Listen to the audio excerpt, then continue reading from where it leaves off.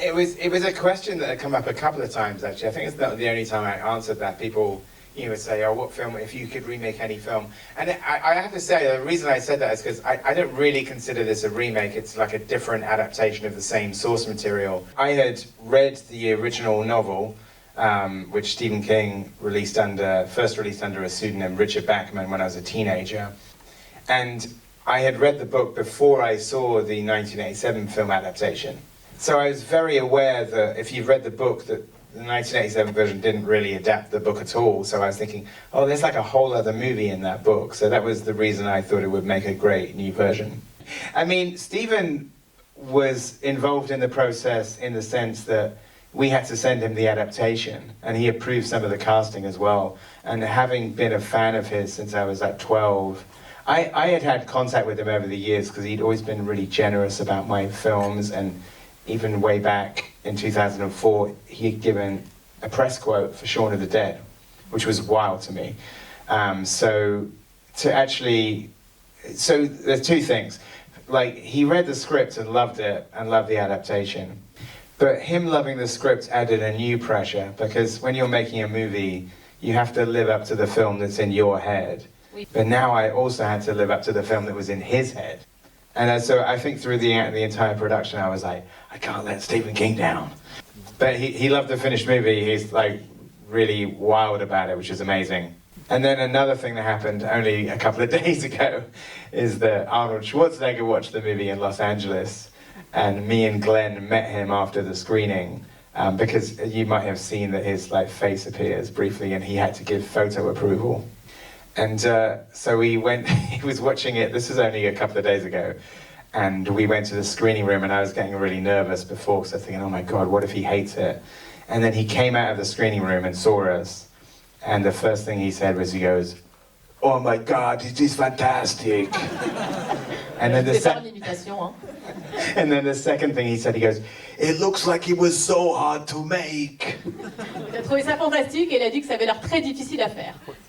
So I was very happy that sort of I got the approval of both Stephen King and Arnold Schwarzenegger. It's quite satirical, but then the book is pretty satirical as well. Like, the book is maybe sort of more sort of obviously dark and gritty, but Stephen King, I think, has an underrated sense of humor and a very dark sense of humor. So that was very present and correct in the book. You had been working on the writing this since 2021. Is what happened, in the world and in the US, did that make you have to rewrite certain things or change certain things in the process? Not at all. If anything, the world was catching up with what we'd written. Everything about this production was hard. I will say the game show was a lot of moving parts to put together, but it was probably the one part of the film where it felt that you were just watching it kind of happen live. I remember sort of standing there when we did the first bit with Coleman coming on stage with the dancers and the fire and the theme tune and the graphics and the extras going crazy. It was like, oh, this is really happening. I'm not just capturing this on camera. First of all, never give the year in which it takes place. Is that on purpose, or why this whole sort of mystery around the whole universe in the background of what's happening? I think, as you may or may not know, the Stephen King book is set in the year 2025. The cover of the original 1982 book says, welcome to the year 2025, where the best men don't run for president, they run for their lives. But the reason we didn't say the year in the film is there's a lot of sci-fi films that I love, but often they don't go far enough with the date. And, I wish we were living in the 2001 that was in the 1968 film, but we're not.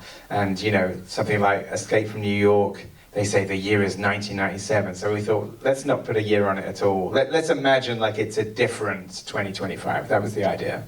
I think the thing with Glenn is that the key thing in our adaptation, as in the book, is that Ben Richards is an out-of-work father. He's walking in off the street to the network building to try and get some quick cash because his daughter is sick. And I think, when I say Die Hard, I mean the first one. Because in the first one, even though John McClane is a cop, you do feel like he's out of his depth a lot of the time. And it just makes it more exciting because you think he could die at any second. But I think the key thing for us was that he doesn't start as an established action star in this. You want to feel like he could die at any second. You want to feel that he's completely out of his depth, and that he doesn't have a plan half the time, and to me that made it more exciting. Like, Ben Richards is the focus of every scene. That was very sort of something from the book that we really wanted to do, that he's in every single scene. And actually that scene where he kind of has to climb outside is from the book as well. But I think when we wrote the scene of Ben Richards in the tower, we didn't know we were going to be shooting it in -10. So, well, there was a few things, bits of advice. One is that, Glenn had worked on Top Gun Maverick with Tom Cruise, so he was able to ask the best runner on screen. But there's the other bit of secondhand advice that I heard, that when Matt Damon was making the first Bourne film, The Bourne Identity, Franca Potente, the actress with him, had done Run Lola Run, which is one of my favorite films. And she had said to Matt Damon, "Have you ever videoed yourself running?" And he said, "No, why?" And she said, "You don't look as cool as you think you do." Well, it's technology that's getting faster by the second, and it is like a scene that's in the book, which he wrote in 1972, 10 years before it was published. There's a scene in the book where he makes a tape and they manipulate what he says. I think the main thing is, I don't like the idea of it using other original artists' work. I think the only thing that I can do is just employ humans. I don't know. I mean, I think the best of genre filmmaking, holds like a funhouse mirror up to where we are or where we're heading. Sort of the style of this is we wanted it to be like retro-futuristic. We thought if it was in an alternate 2025, that some things had become more advanced in the uptown areas and everything else had regressed. What do you think of the writer himself, Stephen King? Oh, I mean, I'm a huge fan and started reading him when I was like 12 years old. And I think he was kind of the first like grown-up author that I read. And anybody who's read any Stephen King books know that the more eye-opening things in the book are not usually the horror elements, it's like everything else. So I think as a 12-year-old reading Stephen King, it was like sort of like some real like life lessons. But Stephen King film adaptation is actually Carrie, Brian De Palma's Carrie. I absolutely adore that film. I mean, there's many that I love, but I return to that one a lot, and I find it really emotional and powerful. I mean, I just wanted to make something that was sort of faithful to the book that I read when I was a teenager. So it wasn't kind of consciously being more sort of like classic.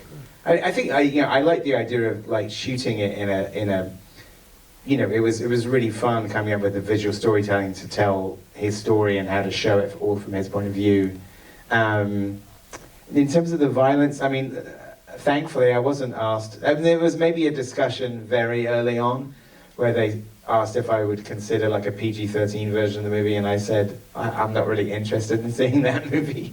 And I think fans of the book would be disappointed if it was PG-13. So luckily that was a discussion that was had before we started shooting, and then that was the end of it. Yeah, it's a combination of locations and sets. Like pretty much the first thing we did, myself and my production designer Marcus Rowland and the location manager Eugene Strange went round the various cities we were looking at shooting in to find architecture that we could expand on. So a lot of the VFX work is using real locations, and we redressed the ground floor, and then we kind of, make it look different in the sky. The network building where he first goes to is actually Wembley Stadium, but we digitally erased Wembley Stadium and changed it to the network building, which I think is quite funny. And so, in terms of the editing, it was actually, amazingly, given it's such a complicated film, it's actually one of the shorter edits that I've done. This time last year, I think we started filming a year ago tomorrow.